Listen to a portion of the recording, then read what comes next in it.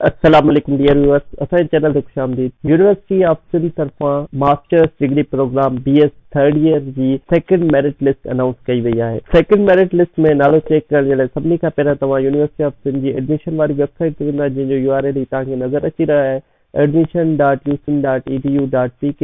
जीअं ई तव्हां हिते ईंदा त उन खां पोइ ही तव्हांखे इंटरफेस नज़र ईंदो। इन में ही ॾिसी रहिया अथव बैचलर मेरिट लिस्ट, जंहिंजी फर्स्ट मेरिट लिस्ट लॻी चुकी आहे।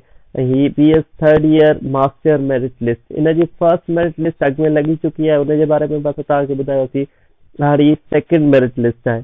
सेकंड मेरिट लिस्ट में तव्हां नालो चेक करण जे लाइ जिन बि कंहिंजे जो फर्स्ट मेरिट लिस्ट में नालो न आयो आहे, हुननि BS third year masters degree programme में अप्लाई कयो आहे, त उहे हिते अची करे ही provisional merit list search by CNIC ते क्लिक कंदा।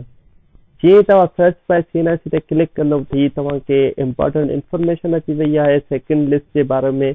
त सेकंड लिस्ट अनाउंस थी चुकी आहे BS third year master degree program जी, जंहिंजी last date of admission fee आहे 7 जनवरी 2024। उन खां पोइ डॉक्यूमेंट सबमिशन जी जेका लास्ट डेट आहे उहा फ्राइडे 10 जनवरी 2024 आहे। छाकाणि तव्हांखे इंफॉर्मेशन मिली वेंदी। यूनिवर्सिटी ऑफ सिंध तरफ़ां BS थर्ड ईयर जी सेकंड मेरिट लिस्ट अनाउंस कई वई आहे, जंहिंजी लास्ट डेट जेको आहे सबमिशन ऑफ डॉक्यूमेंट आहे उहा 10 जनवरी 2024 आहे। मज़ीद इंफॉर्मेटिव वीडियो जे लाइ असांजे चैनल खे लाइक कयो, सब्सक्राइब कयो, त जीअं असांजी हर नई वीडियो वहाँ ताईं पहुची सघे। अल्लाह हाफ़िज़।